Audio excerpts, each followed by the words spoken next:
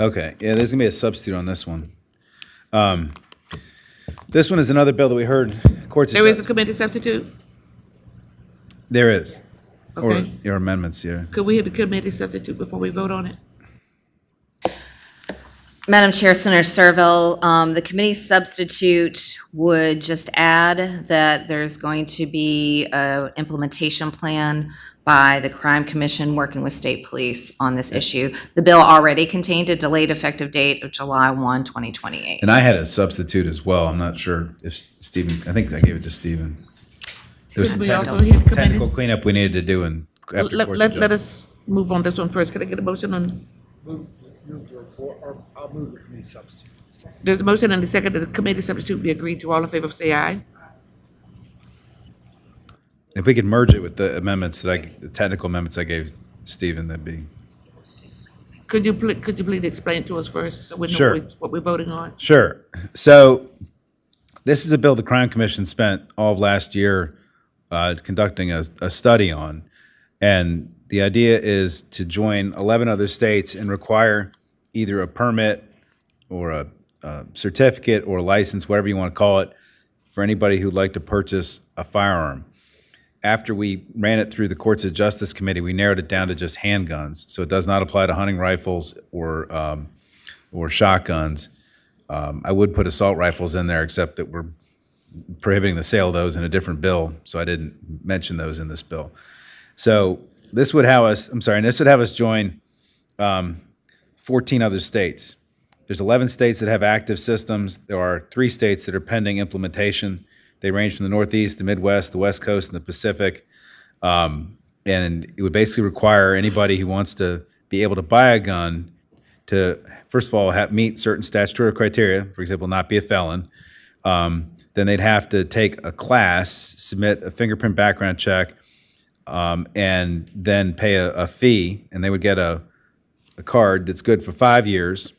It's subject to the RAP-BAC program. I don't know if you all remember the RAP-BAC program, but that was authorized by legislation we passed 5 years ago, which links up our state police criminal record system with the FBI, so that anytime anybody gets a conviction, there's automatic electronic notification that somebody's no longer eligible for this license. They're automatically revoked if they get a conviction.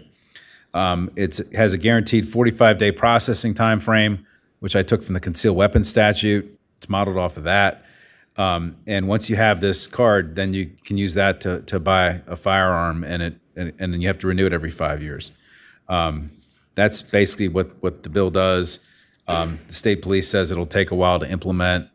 It's going to cost some money to redo computers and all that, which is what the delayed effect is all about.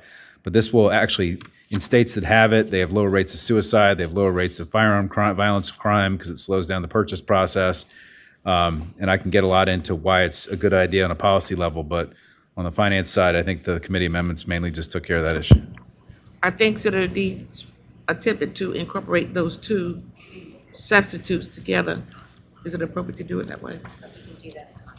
Yeah, we can do that in concept. Yeah, my amendments were all technical stuff that came up in courts of justice that we hadn't gotten to until. Well, for the record, let's move on that substitute as well, the patron substitute. I'll move the technical amendments that will incorporate the 2 substitutes. There's a motion and a second to incorporate the 2 technical substitutes. All in favor, say aye. Aye. Okay, Senator Deeds, you want to make the motion in? Madam Chairman. Senator McDougal. So I just want to understand with the notes that I'm seeing that in addition to any Woodrum impact, that anybody who violates this at some point would have criminal, that's the normal process, about 50,000. Seeing that it could be up to 20 million to implement this, and then there's an ongoing cost of 11.5 million a year. Is that accurate? That's partly what the committee amendments sub is about, is directing the state police to work with the Crime Commission to try to figure out ways to get the cost down. The state police, I think, estimated it was going to take 40 employees or something, which doesn't make a lot of sense to us. So we're trying to get that down, get the software cost down. The Crime Commission's went and looked at other states' programs to figure out what they had to do there's actually 3 other states that are in the process of implementing this. And the Crime Commission went out and talked to all these people, and they think that there's strategies they come up with to lower the cost. And there's also going to be a fee associated with these licenses, but those won't happen until the system's in place. There's going to be an upfront cost to get the computer set up and get some people hired, and then it'll all start to get paid for once people start getting their cards and once they pay their fees. So, Madam Senator Chairman, McDougal? the bottom line is taxpayers are going to be on the hook for the original 20 million or so to get it set up, and then people who are wealthy will be able to afford this fee in order to buy this license to be able to buy something that they're constitutionally guaranteed to be able to possess. So just want to make sure I understand. But we're delaying this so we don't have to pick it up in the current budget, so we'll just have to pick it up in future budgets. If that's I think I got it. I understand. that's not why we're delaying it, but yeah. Thank you, Senator McDougal.